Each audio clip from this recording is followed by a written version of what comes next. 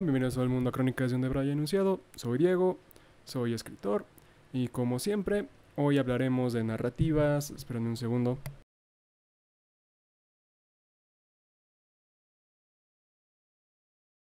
De narrativas, herramientas para cumplir en estas, tropos, historias, elementos de una historia. O en este caso vamos a empezar con cosas más en profundo, ejemplos de cosas que yo utilizo para poder escribir y poder hacer una historia. Y iniciamos con mi punto más fuerte, que es el world building, la creación del mundo. A mí se me presta de manera muy sencilla cómo hacer, crear o escribir mundos. Y les voy a contar utilizando el ejemplo de el mundo de Nier y Nier Automata, dos videojuegos que me gustan bastante, de cómo yo hago cosas similares que Yoko Taro o cómo Yoko Taro presenta esto y porque a mí me gusta y cómo yo lo presento de manera igual. Antes de nada también quiero decir que esto es aplicable para mí. Si a ustedes les sirve bien, si a ustedes no les sirve, ni modo. También estamos haciendo esto para ayudar un poquito en contra de la falta de educación mediática, para que los que lean y vean esto puedan apreciar el arte o el contenido que consumen de una manera un poquito más profunda y no caigan en que les gustan mediocridades. Si les gusta esto, suscríbanse al canal. Streameo cada lunes, martes y jueves a las 5 p.m. horario CDMX.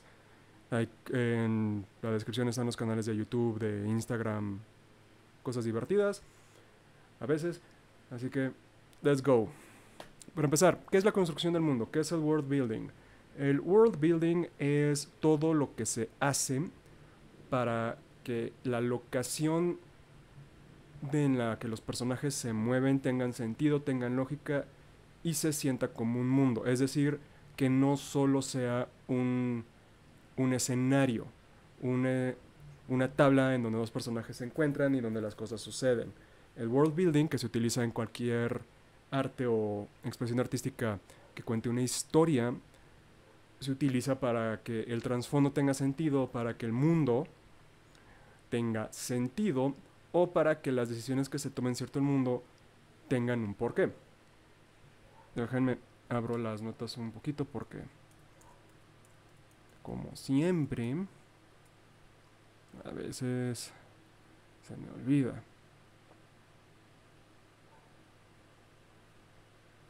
Sí. Abrimos, checamos. El world building en sí, en la forma más cruda y fría que se puede decir, es la construcción del mundo diegético.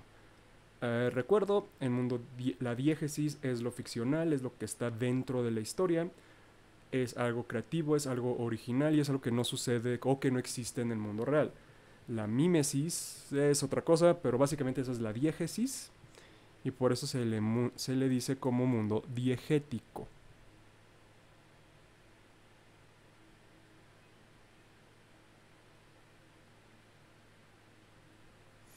Es, por así decirlo, cuando tú construyes o tú haces que un personaje tome una acción y te tomas la molestia de mostrar las consecuencias o las reacciones alrededor de él. Eso es diégesis, eso es world building.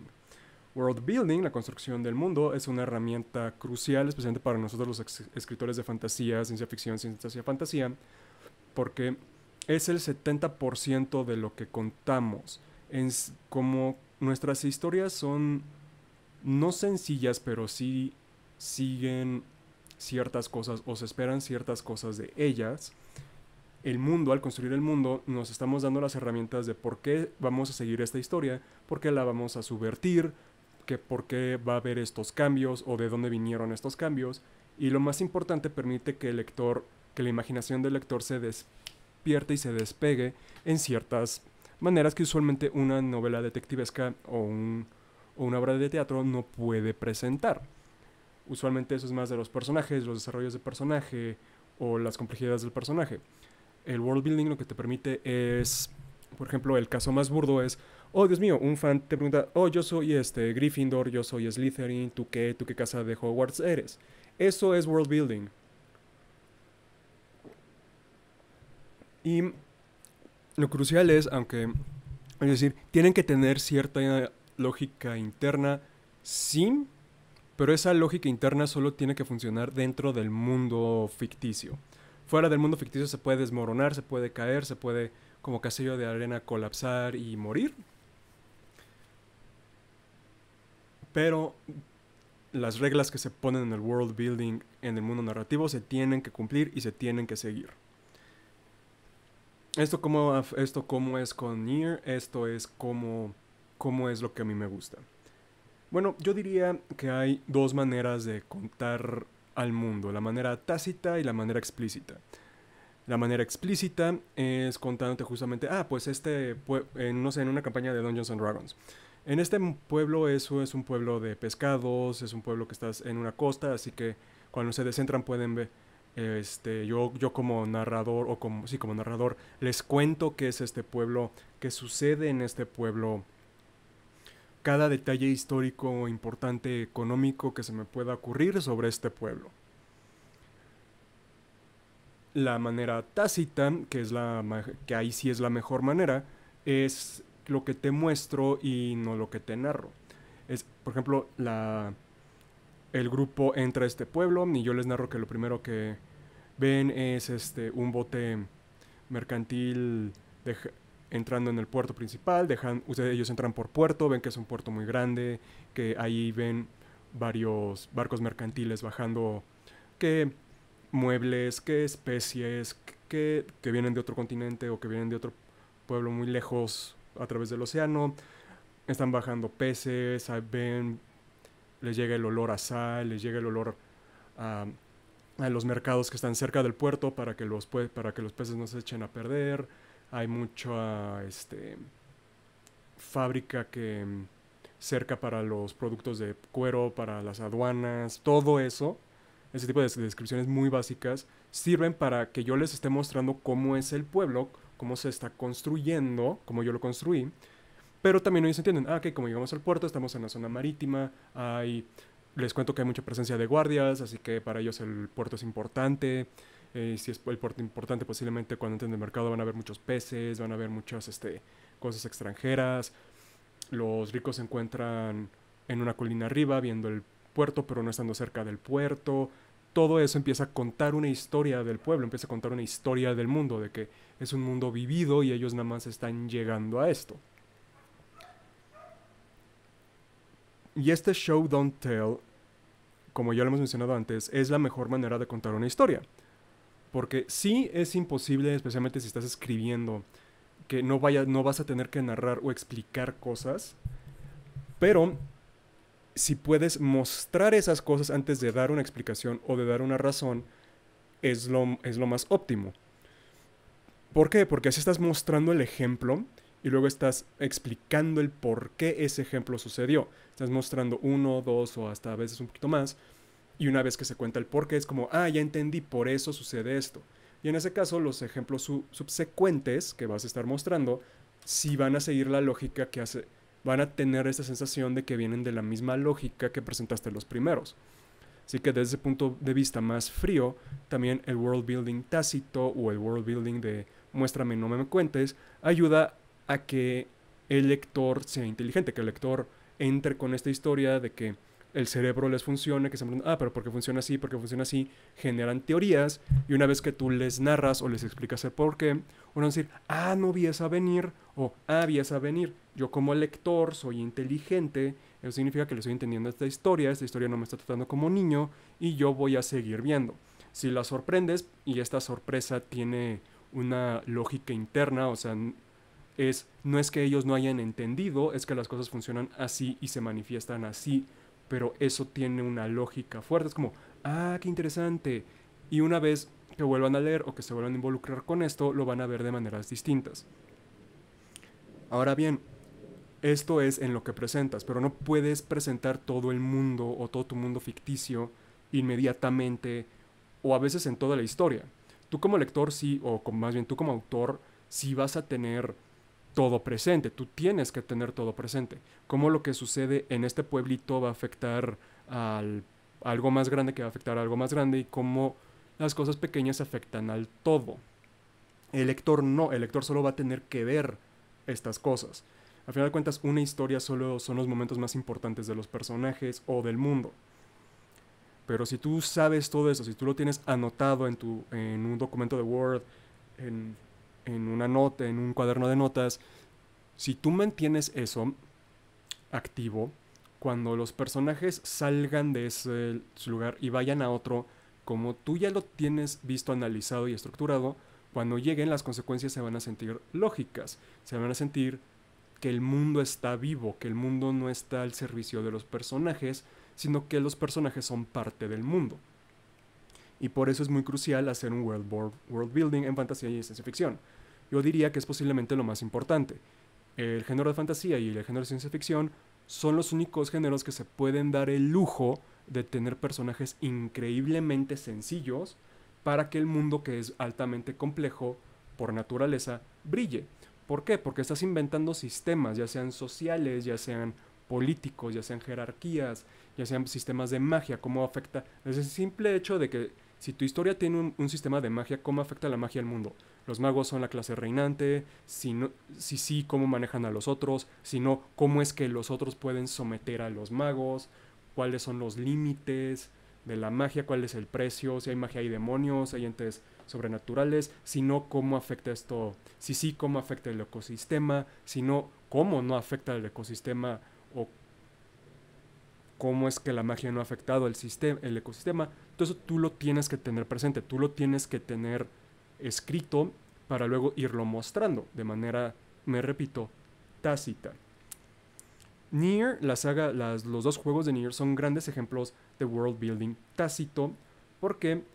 Porque siguen la regla que yo también sigo y que muchos escritores siguen, que todo el narrador te cuenta el punto de vista de los personajes. Por más omnisciente, omnipresente que sea el narrador, siempre la focalización va a estar a través de un personaje. Apenas empiezas a narrar cómo se siente un personaje o describas el cómo se siente, ese es el personaje principal de esa narración.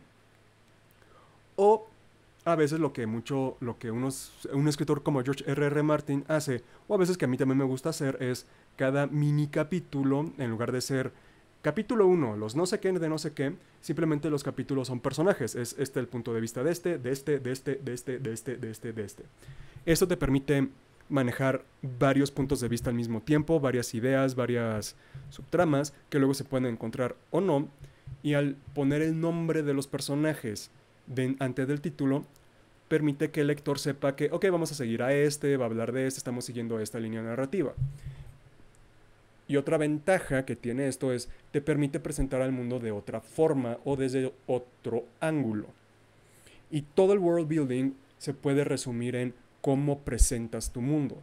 Porque el cómo presentas es qué presentas. Y el que presentas es qué creas. Y el que creas es en dónde se mueven tus personajes. Lo cual genera una trama, genera una historia, presenta conflictos, presenta temas, presenta tono, etcétera, etcétera, etcétera. ¿Y por qué Nier lo hace también? Para iniciar, antes de hablar de Nier, la primer juego que es las versiones Gestalt o Replicant, hay que hablar de un escritor muy loquillo que me cae muy bien llamado Yoko Taro, japonés, y B, de una franquicia de juegos, una trilogía de juegos sumamente oscura y retorcida que dio pie a Nier, que se llama Drakengard, especialmente el primer juego, Drakengard 1, o Dragoon si son gringos. Este juego es un juego de alta fantasía medieval, donde el protagonista vende su voz a través de un pacto con un dragón para obtener el poder y vengarse del imperio. Es un juego muy violento, es un juego que postula que si tu personaje principal, para cumplir su objetivo, tiene que matar decenas, centenas, millares de enemigos humanos, no es un héroe, es un psicópata. Si tu personaje se vuelve fuerte con la muerte de otros, es posiblemente que haya algo muy mal en la mente de ese güey o de ese personaje y de quienes lo siguen. Así que esos son los temas que toca Drakengard, especialmente el 1 y el 3. En el primer juego tenemos, como mencioné, a Kaim, el personaje principal, que tiene un pacto con el dragón rojo Angelus, y su misión es muy sencilla. Tiene que proteger a su hermana, que es la reencarnación de una diosa, y él quiere matar a todo miembro del imperio porque son malvados, o son peores que él. Punto. Es muy sencillo. A lo largo de la historia, de la aventura, porque obviamente secuestran a la hermana, el prometido de la hermana, el que le tiene celos a Kaim porque Kaim es un chingón, secuestra a la hermana y se la lleva, también haciendo el impacto con un dragón negro.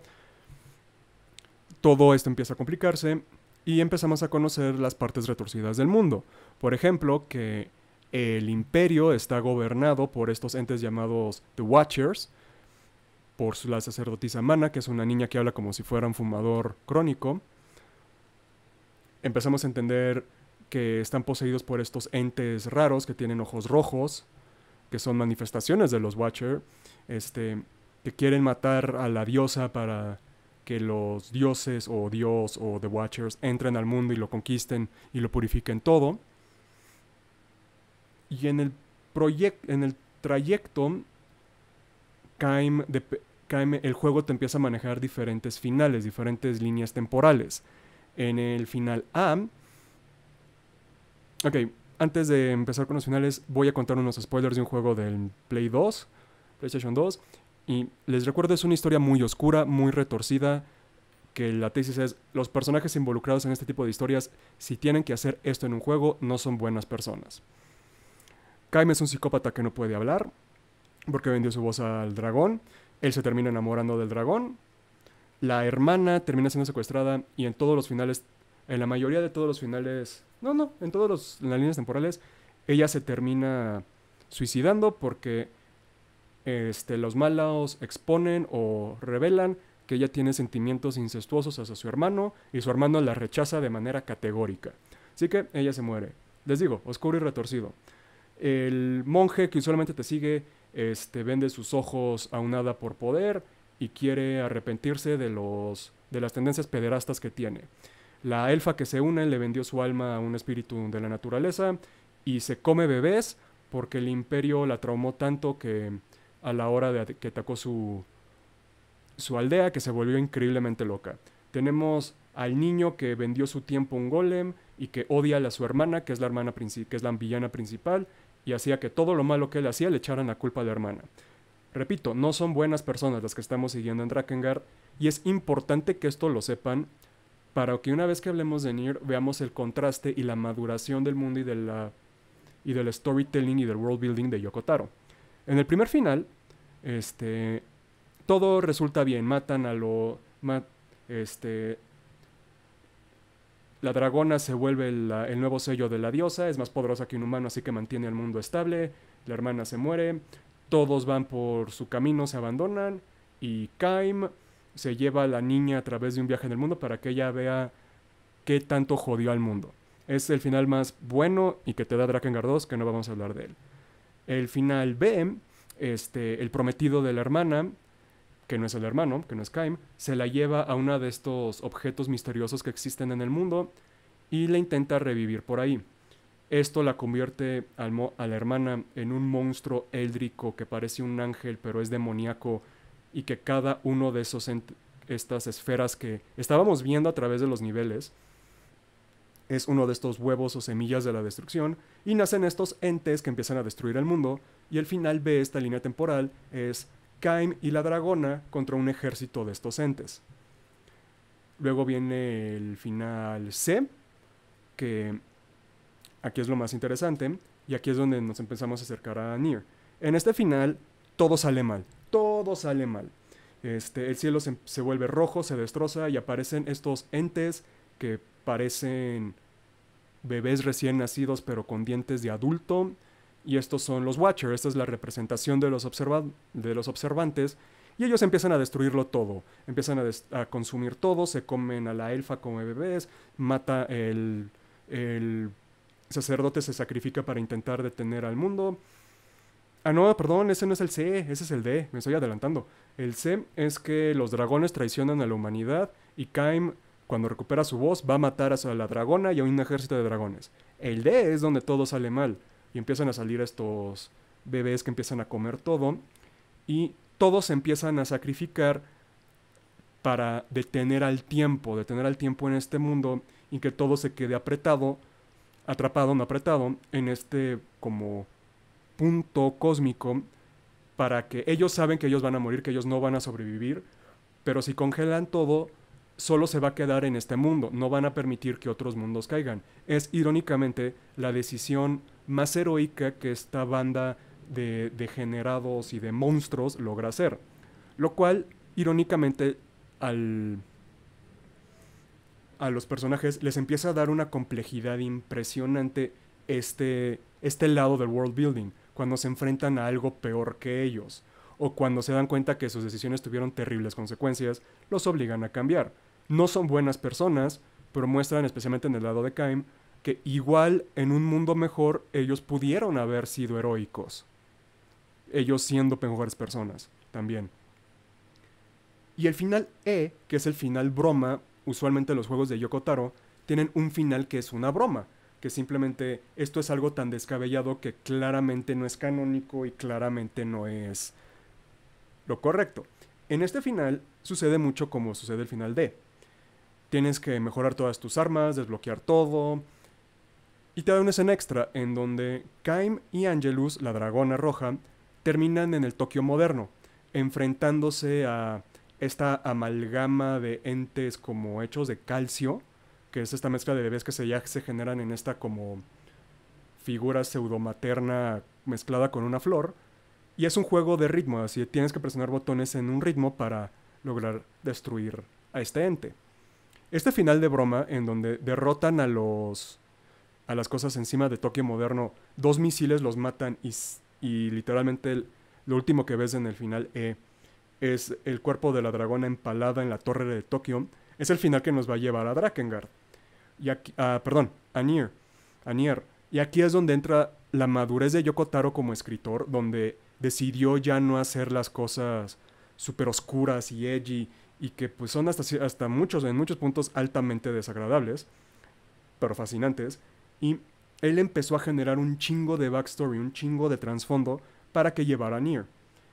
Cuando inicias el juego de Nier, tú juegas, voy a contar la versión canónica del escritor, que es con el hermano, porque cabe añadir, y esto luego se vuelve parte del world building, que hay 2 versiones de este juego, la del Xbox 360 y la del PlayStation. La del Xbox 360 tú juegas como una versión adulta del personaje principal de Nier, o como tú le quieras poner el nombre, que intenta proteger a su hija, cuando en las versiones de PlayStation o las versiones que solo salieron en Japón o el remake que nos llegó para PlayStation 4, juegas como el hermano que está protegiendo a la hermana. Voy a contar con el hermano y cómo el world building se empieza a mostrar y cómo se muestra la madurez de Yoko Taro y cómo yo sigo mucho esa manera de mostrar y no contar. Todo inicia en julio, te marca que es muy julio, y está nevando, o parece que está nevando. Ahí ya las cosas están raras, porque tú lees julio, quién sabe qué, año, quién sabe qué, y está nevando. Ahí ya sabes que algo está raro. Nos presentan a el hermano que tiene un libro misterioso que le habla y él le patea, que no lo quiere usar, mientras está su hermana que tiene una enfermedad muy extraña, que parecen, no parecen, es el lenguaje de Enochian o el lenguaje angelical, según unos de esos que loquitos de los cultos que ya desaparecieron, y aparece en su cuerpo como letras de la hermana, le causa mucho dolor y está muy débil. El hermano le intenta proteger de estos entes hechos de ese lenguaje que parece que les llaman sombras. Él le intenta proteger y en el proceso él hace un trato con este libro. Este libro le da acceso a magia a base de la sangre de los enemigos, que el Nier, entre más le pega a un enemigo, más sangra, y esta sangre le permite utilizar hechizos. Y él defiende a la hermana, están peleando en esta parte de un supermercado, afuera de un supermercado abandonado. Y la historia nos cuenta que nos saltamos 11.000 años en el futuro, y no estoy mintiendo. Y despierta con el mismo personaje intentando buscar en un mundo pseudo medieval, buscando una medicina para la enfermedad de su hermana.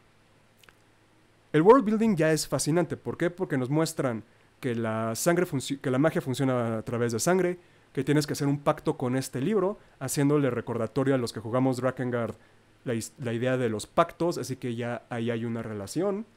Nos están mostrando que los monstruos son pseudo humanoides de varios tamaños, pero están hechos de un lenguaje que afecta a las personas, así que ahí vemos que hay cierta temática de virus, y que luego hay tanto año en el pasado que no sabemos si las personas son inmortales, si es una reencarnación, no sabemos qué está pasando.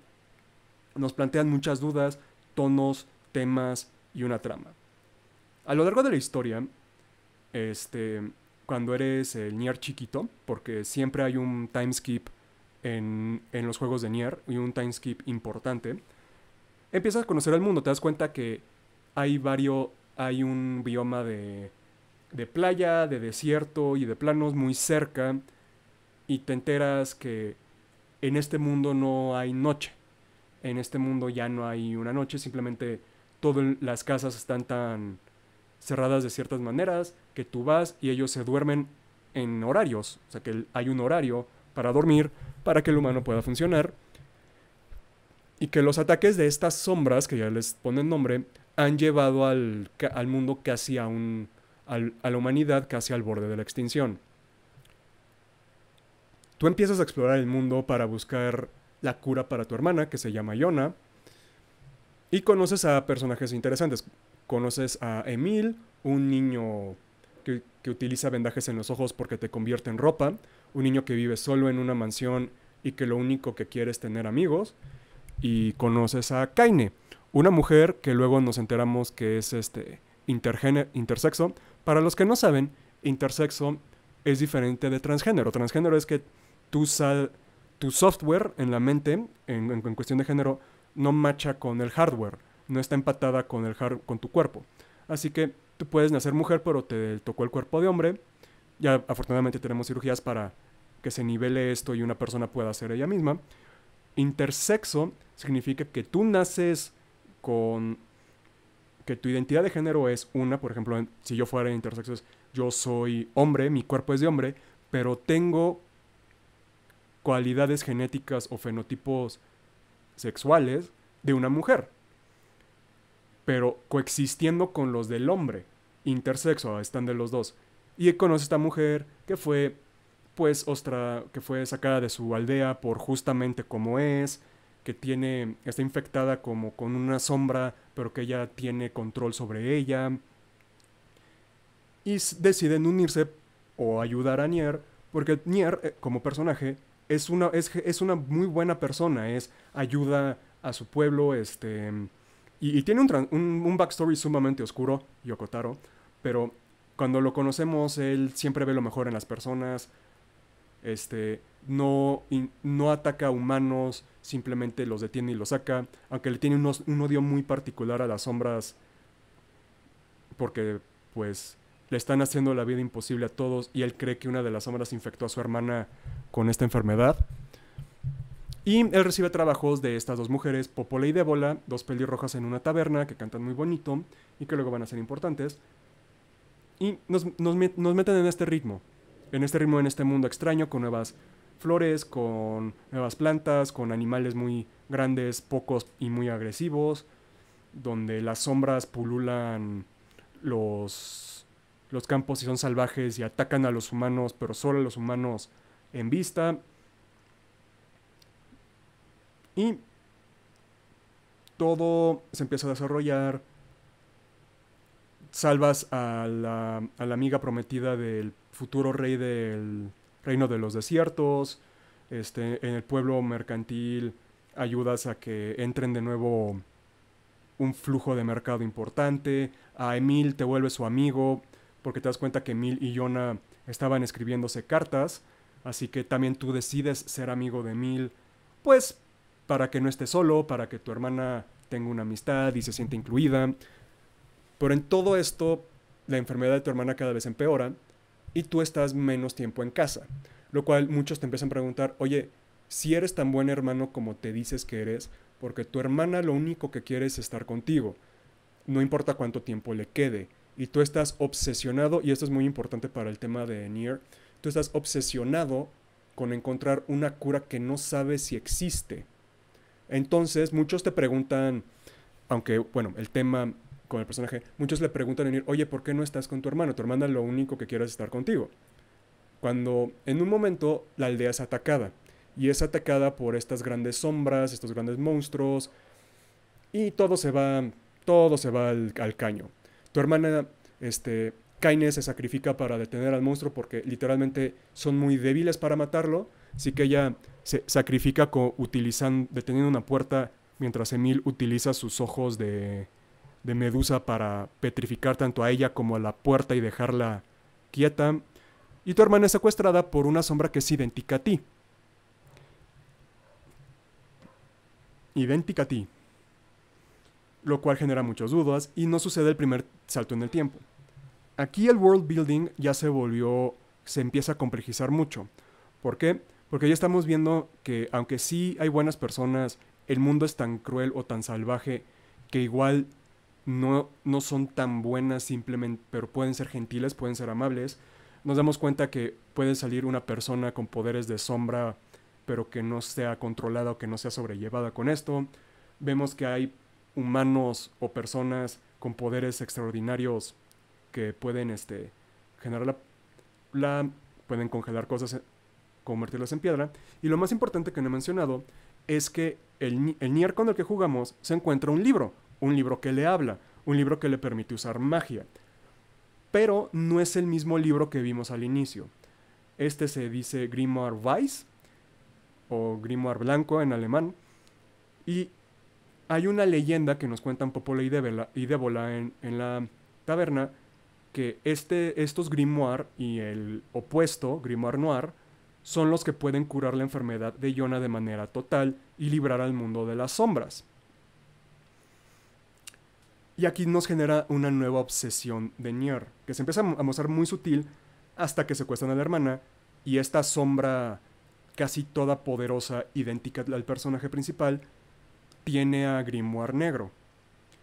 Esta obsesión sucede como por varios años porque no van a poner, no, en lo que el niño se vuelve más fuerte, pues eso no sucede de un día al otro. Y cuando volvemos a jugar, a retomar la historia, Nier ya es un adulto.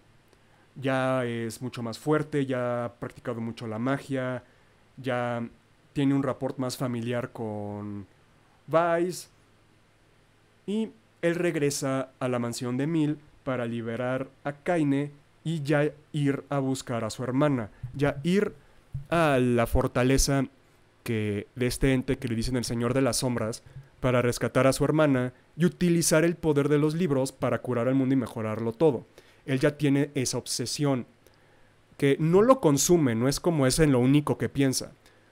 Sigue ayudando a las personas, sigue ayudando al pueblo, sigue ayudando a sus amigos, él está feliz cuando sus amigos están bien, siempre intenta hacer las cosas moralmente correctas y le nacen. Para sus amigos y para el mundo, Nier es una buena persona. Simplemente está obsesionado primero con salvar a su hermana y luego con detener al Señor de las Sombras y detener a las sombras. Y el world building nos muestra esto, mostrando pues que eres mucho más fuerte para eliminar sombras que antes te daban mucho peligro.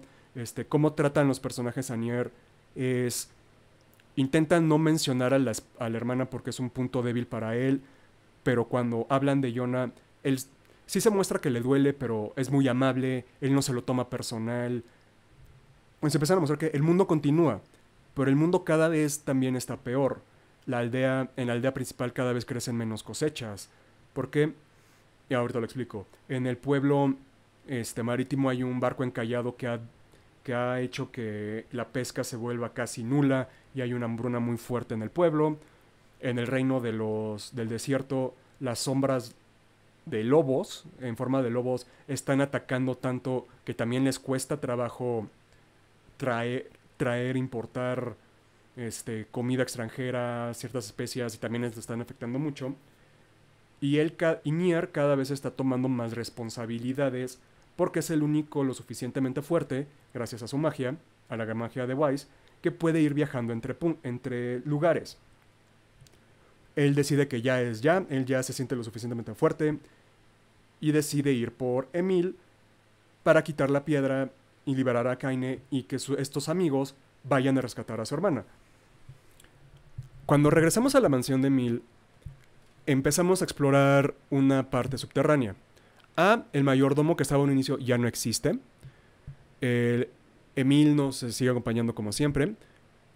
Pero en este sótano nos damos cuenta que la mansión, o se nos revela que la mansión era un campo militar, un laboratorio militar.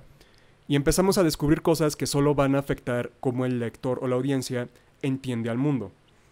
Hay referencias a lo que vimos en un inicio, a la nieve en julio, que le dicen el fenómeno de clorinización blanca.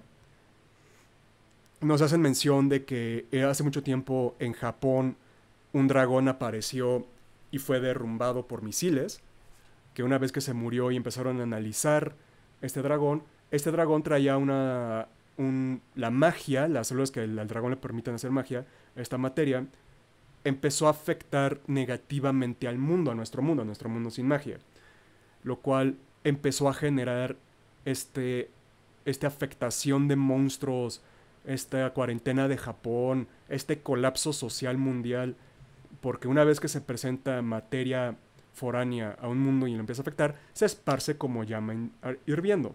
Pero nosotros no sabemos nada hasta que nos presentan el proyecto Gestalt. Es la primera vez que lo mencionan. Nosotros como audiencia entendemos que están refiriéndose a Angelus, no sabemos qué le pasó a Kaim, hay un líder de los monstruos que se llama Ojos Rojos y la silueta es muy similar a Kaim, pero hasta ahí llegamos. Nos descubre que Emil es un arma, fue un arma que fue creada para detener justamente el progreso de clorinización blanca, falló y sus memorias fueron afectadas en este proceso y por eso él se creó un niño. Su verdadera forma es como esqueleto sonriente flotante. No es el único que sobrevivió. Estaba la hermana de Emil que está aprisionada y nosotros tenemos que matarla. Y a la hora de matar a la hermana de Emil, Emil se asusta por cómo se ve y Nier le dice, oye, sigue siendo nuestro amigo, sigue siendo alguien importante para nosotros. Así que eso le da una razón, le genera un espíritu más fuerte a Emil. Emil es un pan de Dios. Emil es literalmente la inocencia pura en este juego. Liberamos a Kaine. Matamos a la sombra que nos había dado tantos problemas y que estaba atorada. Salvamos al reino mercantil de un barco en donde nos enteramos que la sombra que ahí existe es la sombra de una niña. Tiene habilidades de una niña, aunque luego se convierte como en un kraken. La logramos matar. Vamos al reino del desierto y para una boda, para darle un poco de alegría al pueblo, donde las sombras lobo matan a la esposa del rey, que es justamente porque es Yoko Taro y le gusta el drama, la niña que nosotros rescatamos en el timeskip, y el rey es el niño que nos pidió que la rescatáramos. Y que se genera la obsesión del rey con matar a todos los lobos. Lo logramos hacer. Hay un sentimiento bien pesado y melancólico y no se siente como una victoria. Una vez que ya tenemos todo esto y que vamos descubriendo llaves o objetos que se abren en una llave y que nos permiten entrar al reino de las sombras, bueno, al castillo del reino de las sombras, aquí es donde las cosas se vuelven raras y donde el world building se vuelve magistral, se vuelve un toque maestro.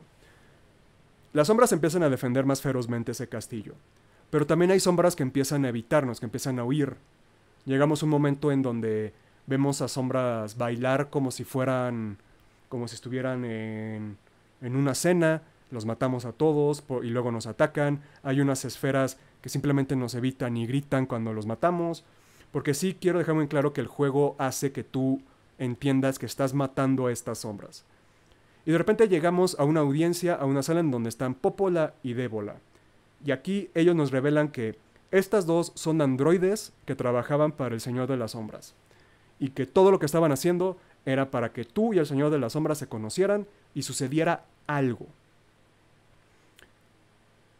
Te obligan a matarlas, te obligan a matar a estos androides, y por fin encuentras al Señor de las Sombras que estaba cuidando bien de Yona. Estos dos entes, tú y el Señor de las Sombras, se pelean, Y voy a contar lo que lleva Nier Automata, no les voy a contar cada diferencia de línea temporal, y todo se revela en esta batalla. Resulta que el proceso de clorinización blanca, lo que creaba estos monstruos, estas sombras, era la separación del cuerpo y del alma. Como es una enfermedad mágica, afecta de maneras distintas a una enfermedad tradicional, y obviamente nuestro mundo no estaba preparado para esto. En el intento de detener esto, las armas que se utilizaron fueron tan fuertes que la Tierra dejó de girar. Por eso no hay noche en el mundo, porque está estático, ya no hay rotación. Por eso los climas son tan extremos, por eso viajas un poquito y pasas de un plano o de una llanura a una playa, y luego pasas a un desierto. Y todos nos lo están contando, todos nos lo estaban mostrando desde un inicio. Estaba de manera tácita. Una vez que nos empiezan a explicar, entendemos el porqué y todo empieza a cuadrar. Los libros fueron creados utilizando el cuerpo de la dragona, de Angelus, para hacerlos, así que la magia que nosotros estamos utilizando es la magia de Angelus, por eso es tan poderosa. Y la razón por la que necesitan sangre es porque solo un ente vivo puede utilizar la magia, solo el combustible de la magia se puede obtener de esa manera.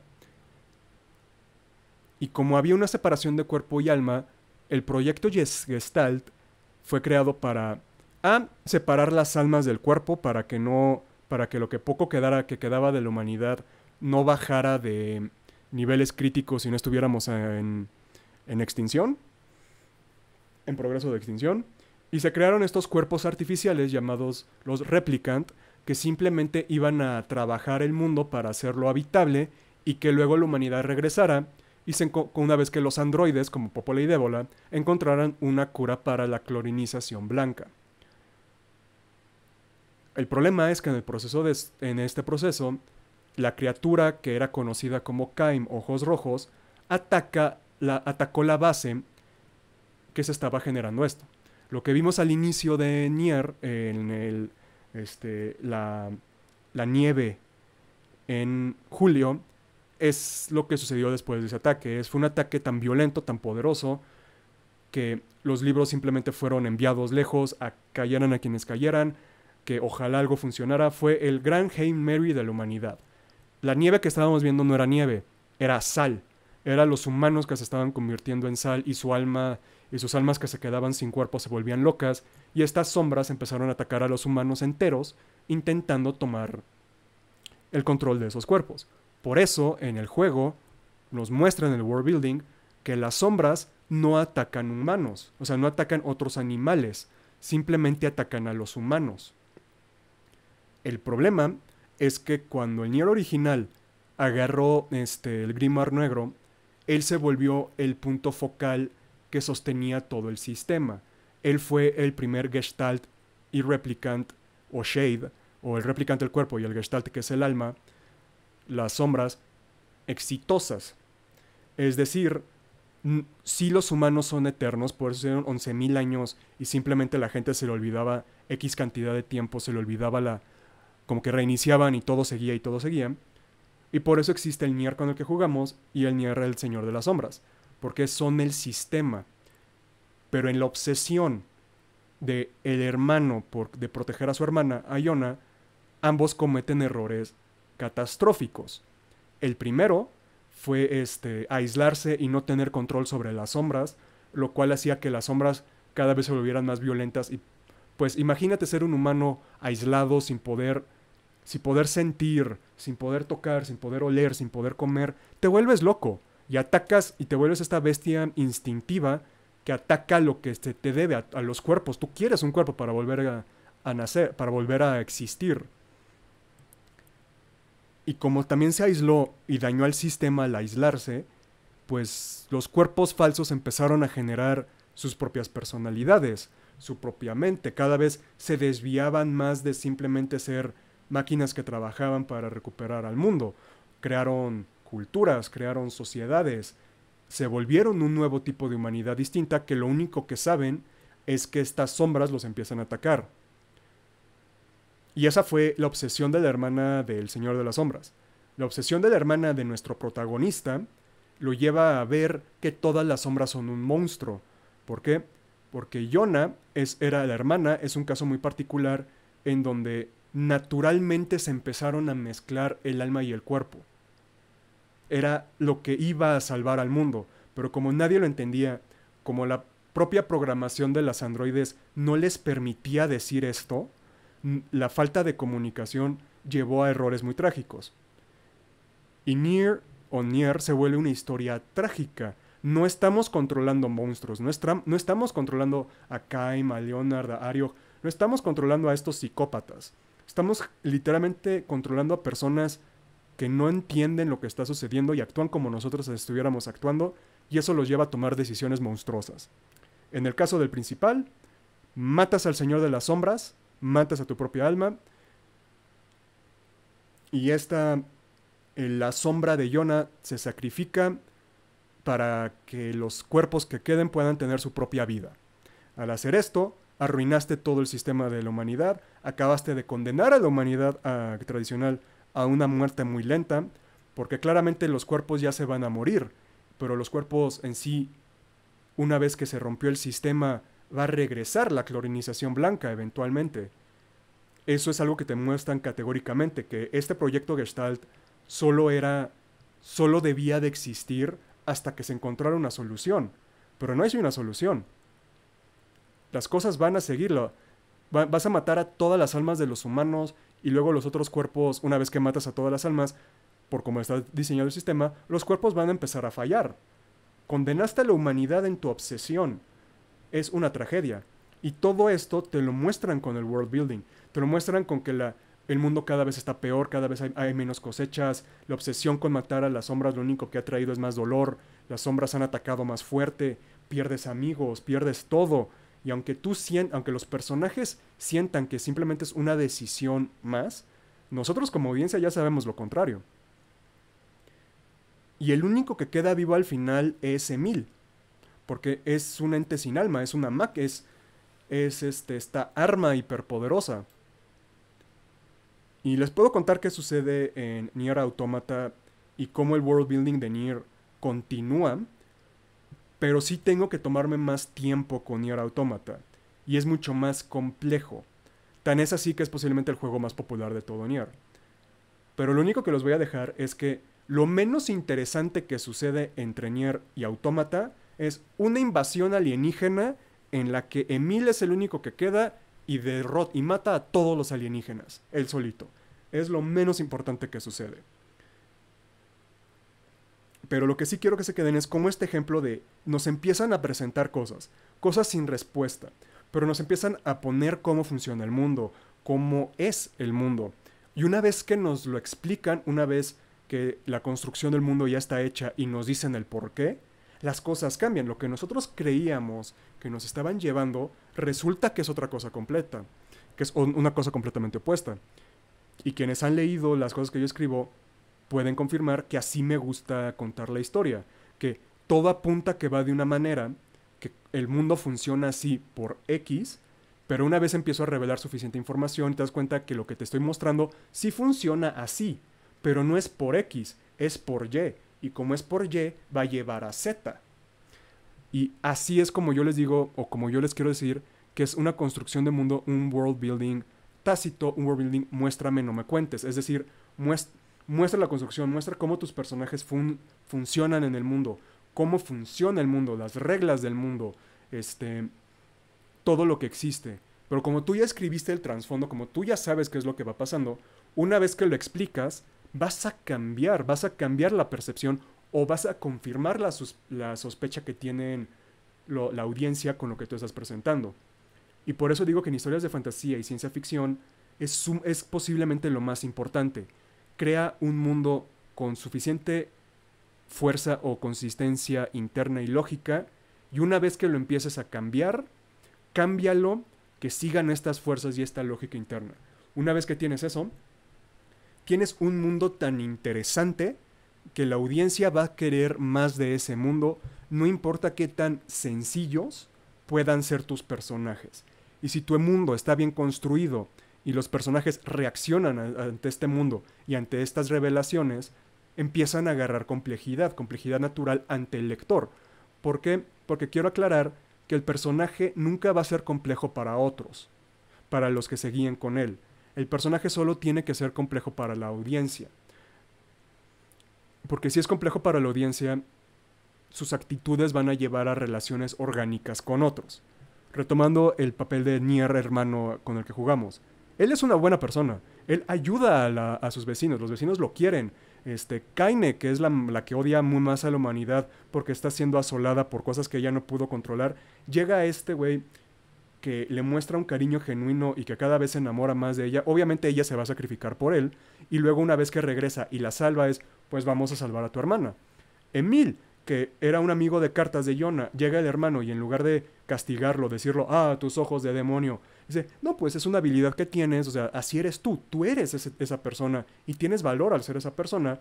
Obviamente, pues agarra confianza en sí mismo, tiene amigos por los que se sacrifica y en todos los finales, ese cuerpo de Emil se sacrifica por sus amigos. Y no solo eso, cuando nos revelan que Emil es homosexual, pues obviamente todo el mundo sabe, pues claramente tuvo un crush con el personaje principal. Cuando llega alguien y lo trata como persona, como ente, valora sus opiniones y está feliz de estar con él, obviamente iba a tener un crush con este personaje. Pero cuando conocemos el trasfondo, cuando el mundo nos revela las razones de por qué es como es, esta persona buena, Nier, se vuelve básicamente el destructor de la humanidad, el monstruo más grande en la historia, pero no lo sentimos como un monstruo, lo sentimos como este personaje trágico al que no se le pudo decir las cosas por programación de las androides y que tomó decisiones que para todo el mundo hubieran sido lógicas en esas circunstancias, pero que llevó un final que ni siquiera él y sus amigos saben lo desolador que es el final de esa historia. Aun cuando Nier se sacrifica como idea, como persona, para salvar la vida de Kaine y al final lo logran rescatar, aún eso se siente agridulce, no es como sí, regresaron los amigos, es como, regresaron los amigos, se van a morir en algún momento y van a dejar a Emil solo y la humanidad está acabada. Fuck. Y es maravilloso.